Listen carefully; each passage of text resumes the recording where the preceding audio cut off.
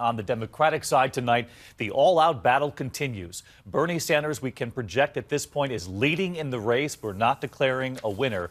But he has said if he wins Wisconsin and then the New York primary next, that he's going to win this nomination. But Hillary Clinton staying back in New York, running the clock, fighting for a win where she was once senator. And tonight, what Wisconsin voters are already saying, 53% of Democrats feel Hillary Clinton has a better chance to defeat Donald Trump. 44% say Sanders does. But then the vast majority say Sanders is more honest, more trustworthy. ABC's Cecilia Vega with the challenge Clinton issued late today to Donald Trump, saying he should, quote, get out of one of his towers and walk the streets of New York. Tonight, Hillary Clinton hundreds of miles from Wisconsin, ignoring the primary there, her sights set on New York and Donald Trump. I wish he'd get out of one of his towers and actually walk the streets and spend time with the people of this city.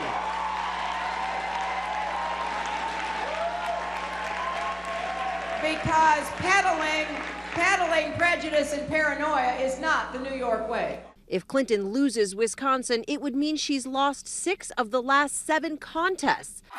But well ahead in delegates, she's focused on trashing Trump, today joining the women of The View. I just don't understand what he thinks is the role of somebody running for president. I don't think it is to scapegoat people, divide people. But Clinton's potential Wisconsin defeat is a chance for Bernie Sanders to showcase his staying power. Thank you all. Sanders hoping a win tonight will give him momentum heading into New York. But today, a potential stumbling block. In an interview today with the New York Daily News, the senator who has made breaking up the big banks a central part of his campaign. We are going to break them up. What we must do is break them up. I think it is time to break them up. Struggled when asked exactly how he would do it. His answer vague, saying only that he would need, quote, legislation passed. And while Sanders often talks about prosecuting executives involved in the financial crisis, he was unable to name which laws would apply. And Cecilia Vega with us live from Brooklyn tonight. Cecilia, we know Bernie Sanders leading at this point in Wisconsin. We know that Mrs. Clinton has been all over upstate New York, Syracuse, Albany, campaigning in New York City today. So it seems pretty clear where her strategy, where she's focusing her energy tonight.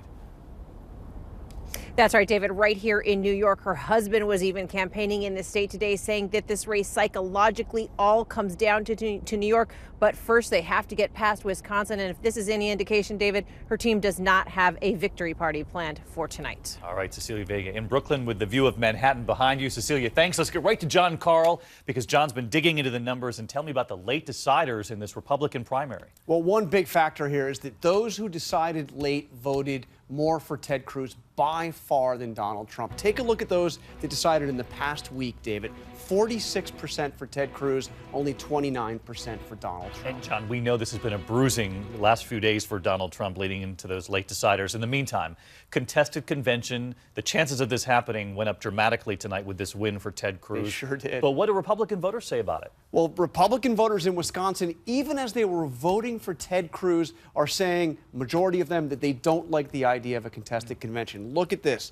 56% are saying that they think that whoever has the most votes at the end of this process should be the nominee. Only 42% are saying let the delegates decide at a contested convention. All right, Jon Karl with us every step of the way, and we'll call this Democratic race just as soon as we can.